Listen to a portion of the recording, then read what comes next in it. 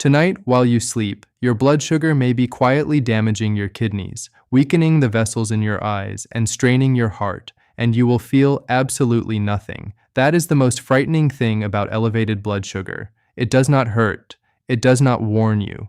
It works in silence, especially during the hours when you are completely unconscious and your body has no active defense.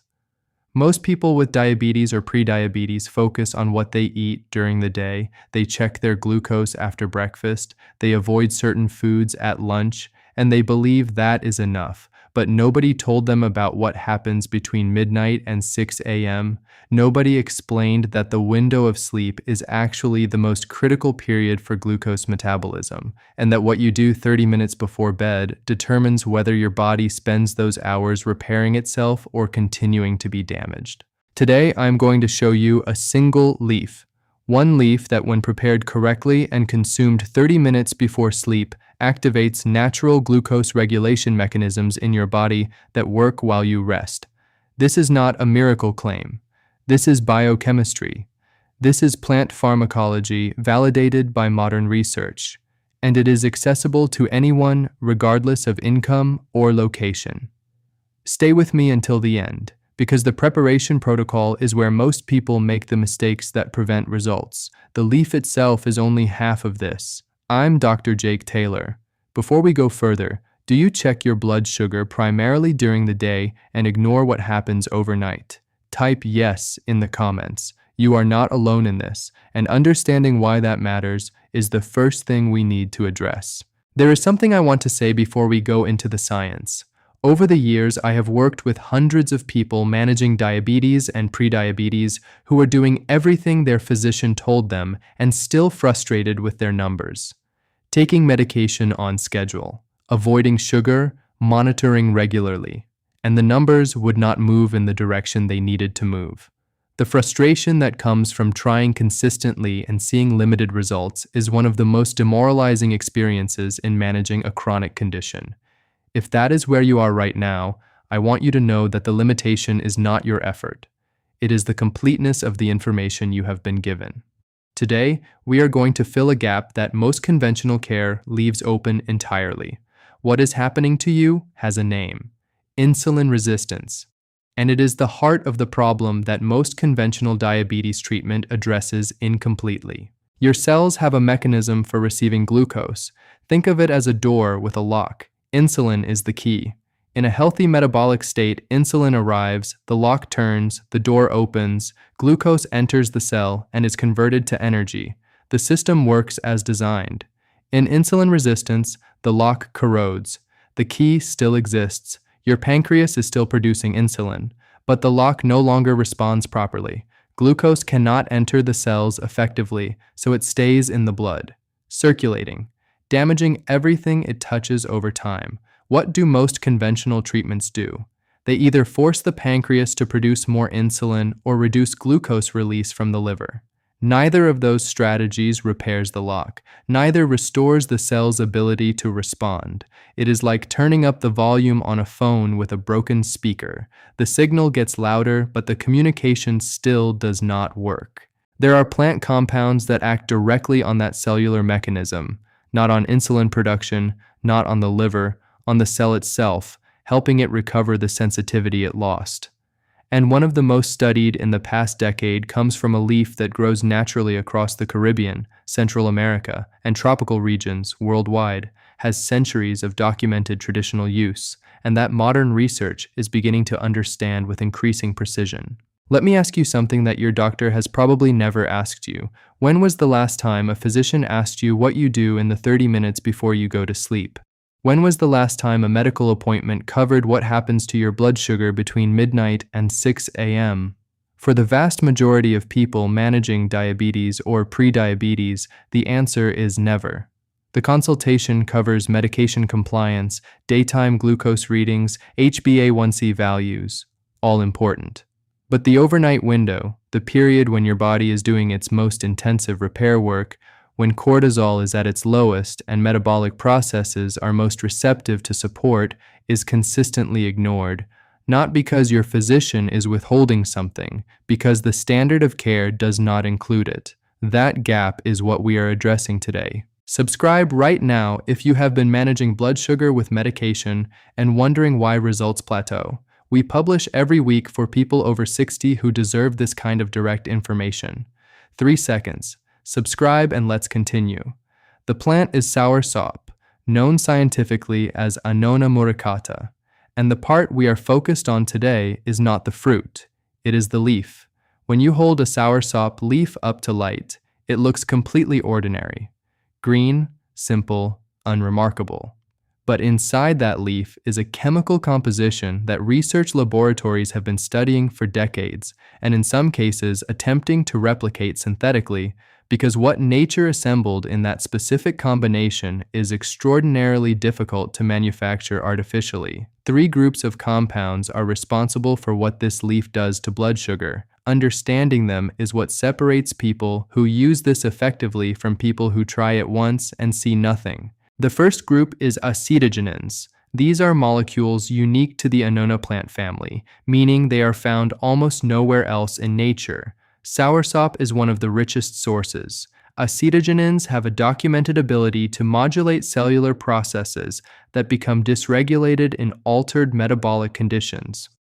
In the context of type 2 diabetes and insulin resistance, they help reorient cells that have become dysfunctional from years of exposure to elevated glucose.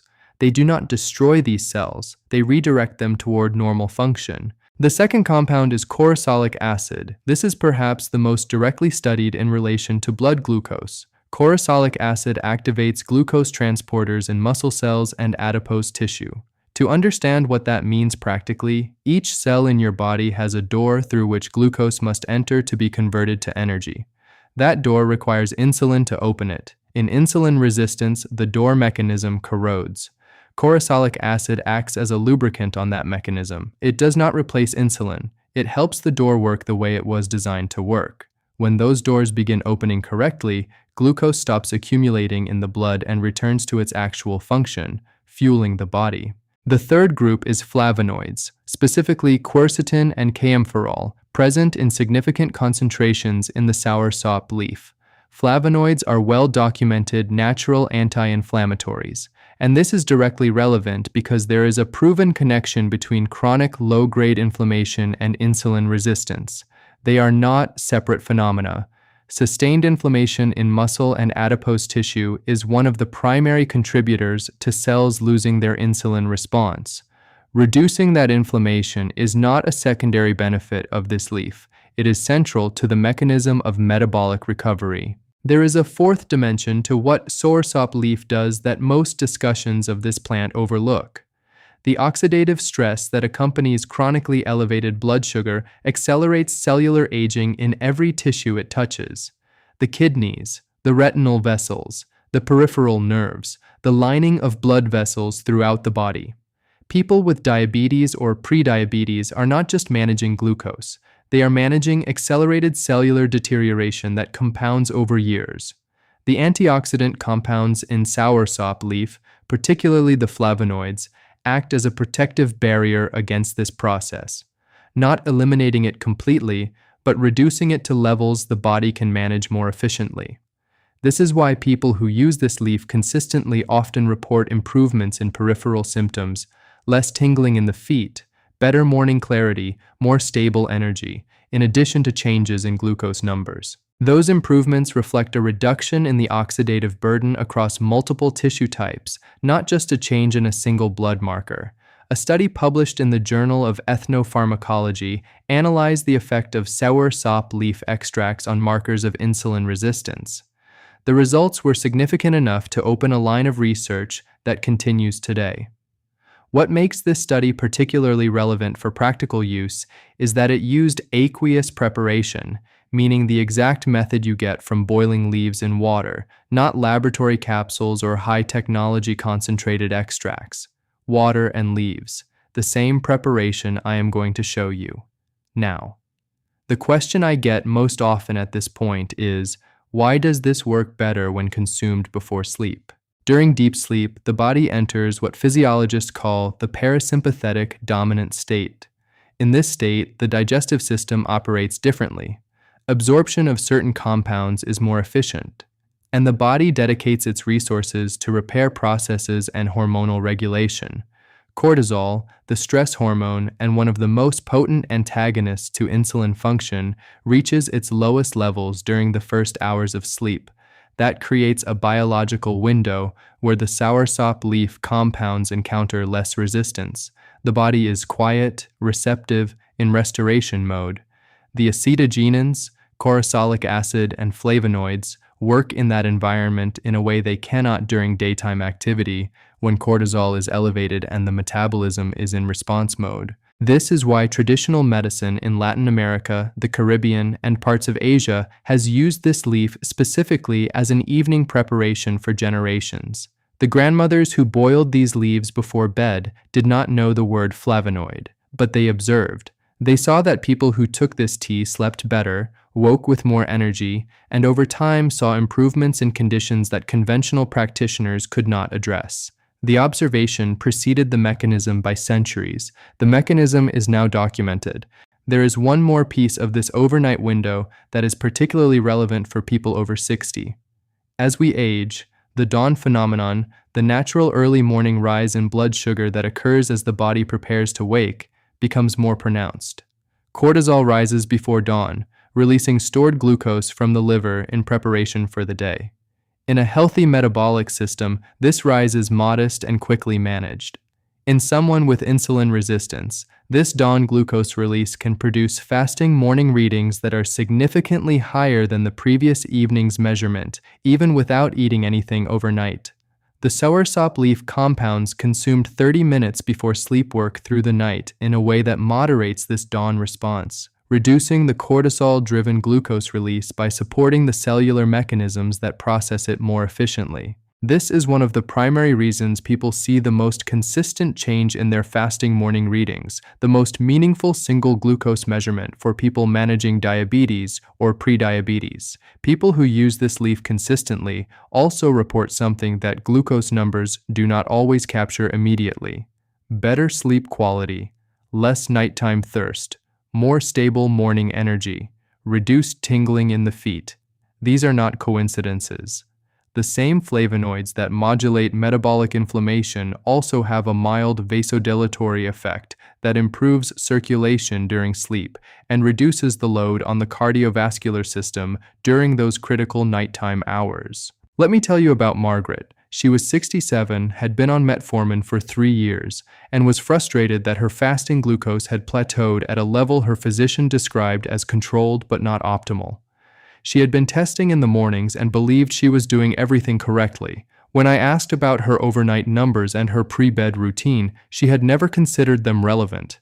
She began the soursop leaf protocol exactly as I am about to describe. At 6 weeks, her fasting glucose had dropped 11 points. Her physician asked what had changed. When she explained, he was unfamiliar with the mechanism, but acknowledged the result in her numbers. She told me, "Nobody ever asked me what I was doing 30 minutes before I went to sleep." That was the gap the whole time. Before I give you the complete protocol, I want to stop here. If this is explaining something you have wondered about for years, please share this video right now with someone managing blood sugar who has hit a plateau. Someone who is taking their medication and still not seeing the numbers move. They may have been looking for exactly this connection. Share it now, not at the end. Now, the preparation protocol. And this is where most people make the mistakes that prevent results. So pay close attention. First, the leaf source. Soursop grows naturally across tropical and subtropical regions. If you live in a warm climate, there may be a tree near you that you have walked past without recognizing it. Fresh leaves are available at many Caribbean and Latin American markets. Dried leaves work equally well and are available at natural health stores and online. If using dried leaves, ensure they are from a reliable source and have not been stored for more than 6 months. The bioactive compounds degrade over time. The preparation. You need 5 medium fresh soursop leaves or 1 heaped tablespoon of dried and crushed leaves. Nothing more. No other plants added. No sweetener. The tea as prepared is sufficient, and any sweetener, particularly sugar, would work directly against what you are trying to achieve. A small amount of raw honey if the flavor is difficult to manage is acceptable, but ideally none. Take 500 milliliters of filtered water, approximately 2 cups, and bring it toward a boil. While it heats, wash the fresh leaves thoroughly. When the water is just reaching boiling point, add the leaves, reduce the heat to low, and allow them to simmer gently for exactly 10 minutes, not longer. At high heat for extended periods, the more delicate flavonoid compounds begin to degrade. 10 minutes at low heat is the extraction point where bioavailability is optimal without compromising the active compounds. After 10 minutes, remove from heat, cover the preparation, and allow it to rest for 5 additional minutes.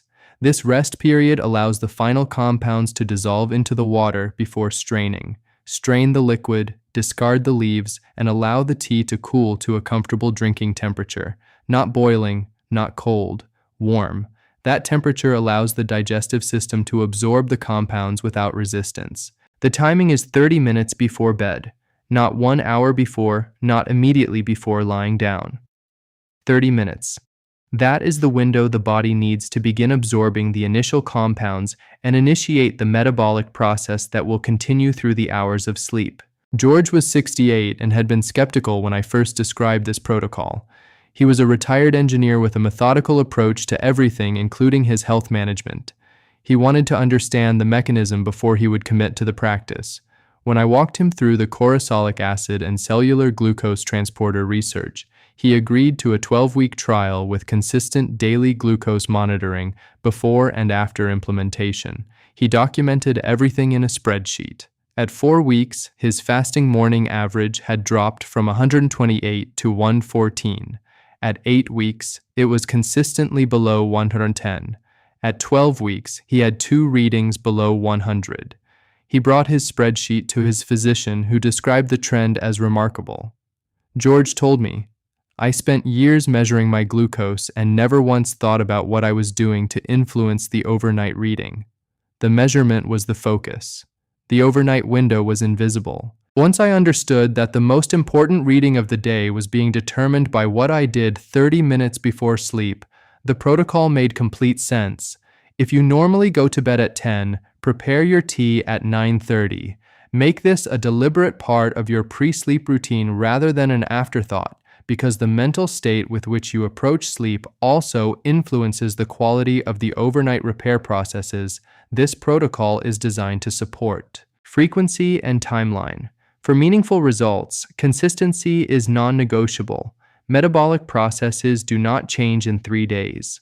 The recovery of insulin sensitivity, the reduction of chronic oxidative stress, the restoration of cellular glucose transport, these are processes that develop over weeks. Based on documented evidence and clinical observation, measurable changes typically appear between the 2nd and 4th week of daily consistent use. Some people see it first in their fasting glucose numbers. Others notice it in sleep quality, morning energy, or the reduction of the overnight thirst that disrupts rest. Helen was 63 and had been told she had prediabetes 18 months earlier. She had modified her diet significantly and her daytime readings had improved. But her fasting morning glucose remained stubbornly elevated, consistently between 115 and 125, a range that was moving toward rather than away from a diabetes diagnosis.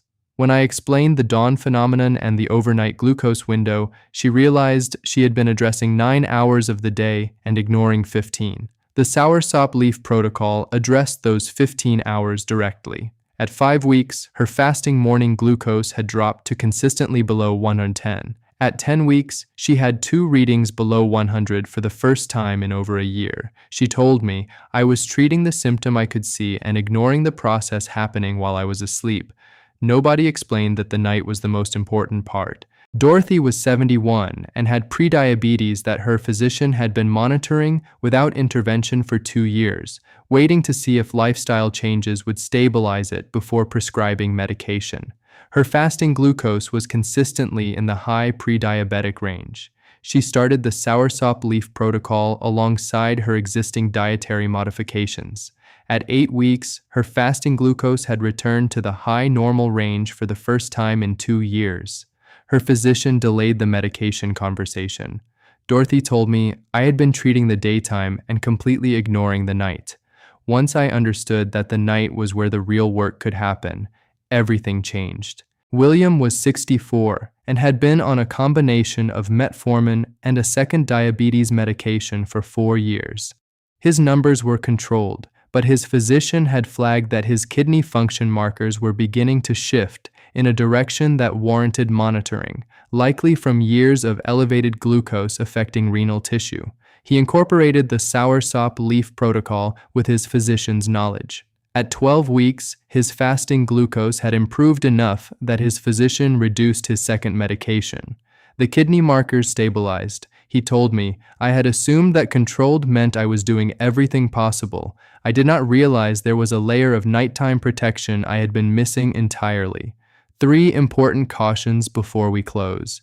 If you are pregnant, this protocol is not appropriate.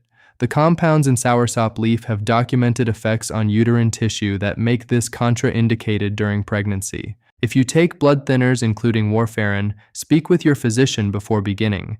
Certain Soursop leaf compounds can potentiate anticoagulant effects.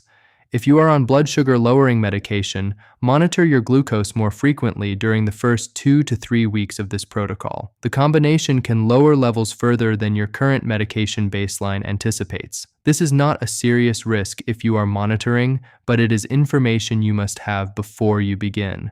And this is something I want to say with complete clarity. This protocol is not a signal to stop or reduce your current medication on your own initiative. If over time, under your physician's supervision, your monitored numbers improve consistently, that is a conversation you have with your physician with documented evidence in hand. Autonomy over your health is built with information, documented results, and conscious decisions, not with impulsive changes. Your body does not stop being capable of recovery because you are over 60. The metabolic processes that this leaf supports, the restoration of cellular insulin sensitivity, the reduction of oxidative stress, the optimization of overnight glucose regulation, these are biological capabilities your body retains. They may have been operating at reduced efficiency for years due to a gap in support that nobody identified. The timeline of what to expect when you implement this consistently. In the first 1 to 2 weeks, many people notice improved sleep quality and less overnight thirst before any change appears in glucose readings.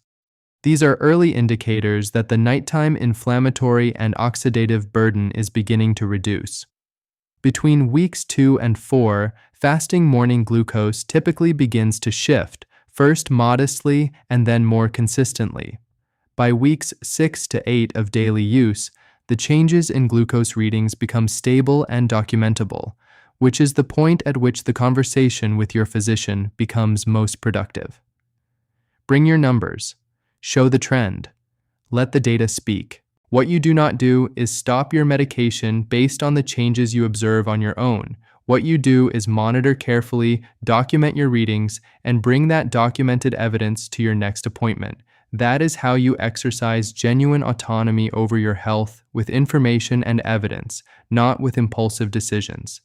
That gap is a leaf, 5 leaves, 500 milliliters of water, 10 minutes of gentle heat, 30 minutes before bed, every night, consistently. Start tonight. Tell me in the comments, are you managing blood sugar with medication, with diet alone, or have you just been told to watch and wait? And have you ever tried any natural approach for blood sugar alongside your conventional treatment? I read every comment, and your answer helps me understand exactly what support this community needs most. If today gave you something useful, share it with someone managing blood sugar who has hit a plateau. Someone who is checking their glucose during the day and has never thought about what happens overnight. Someone who was told their numbers are controlled and has accepted that controlled is the best available outcome. That conversation could genuinely change the direction of their management in a way that medication adjustment alone cannot. I'm Dr. Jake Taylor. Subscribe if you have not already. Take care of yourself, and I'll see you in the next video.